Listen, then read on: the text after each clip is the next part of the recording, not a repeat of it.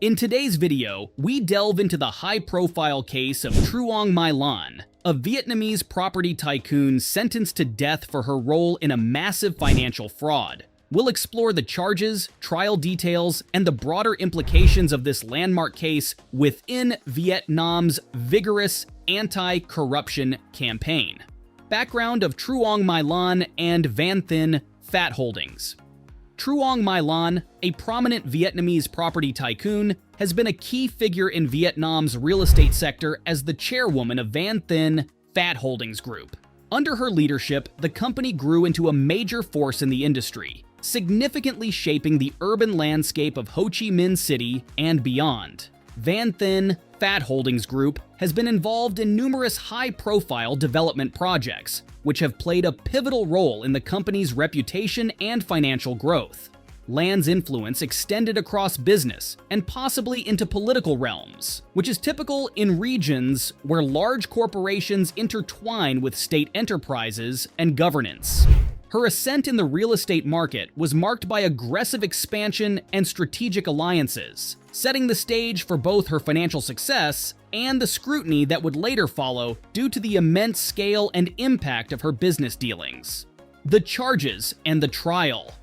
The case against Truong My Lan centers around serious allegations including embezzlement, bribery, and violating banking rules related to lending. As the trial unfolded, the prosecution presented evidence that Lan was intricately involved in illegal financial maneuvers that siphoned large sums from Saigon Joint Stock Commercial Bank, SCB.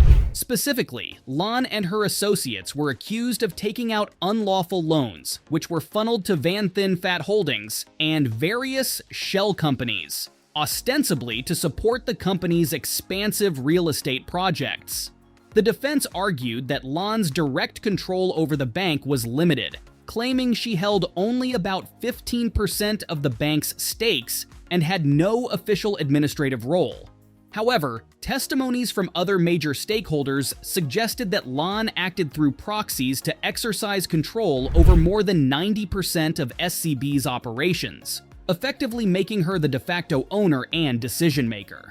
This high-profile trial has not only captured public attention, but also highlighted the complex interplay between corporate power and banking regulations in Vietnam. The verdict and its implications.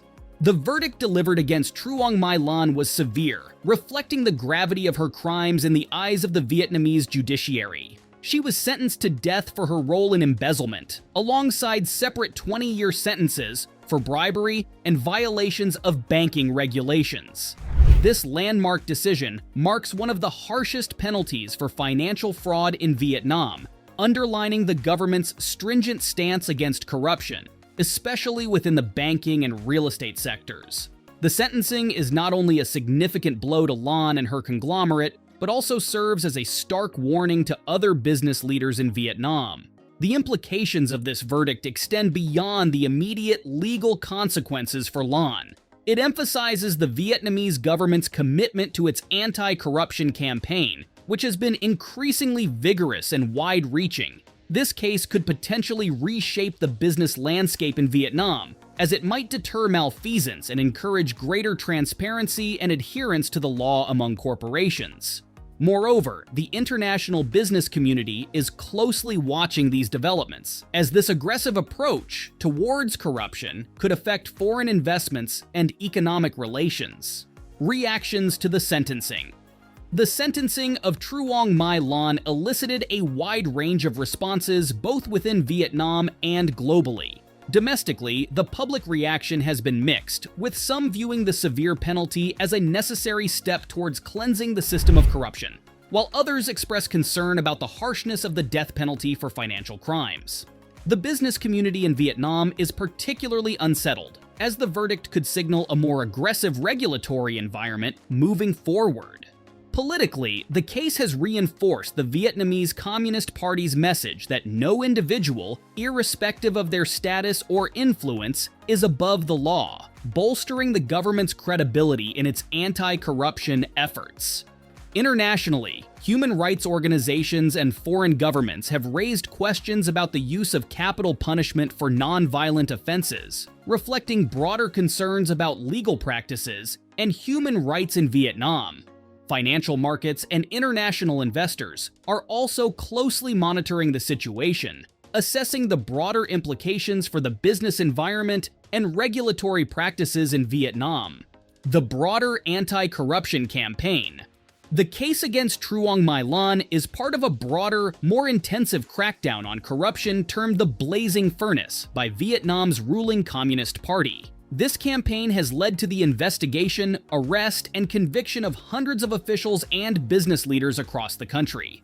High-level politicians, including former presidents and ministers, have been forced to resign or have been implicated in corruption scandals.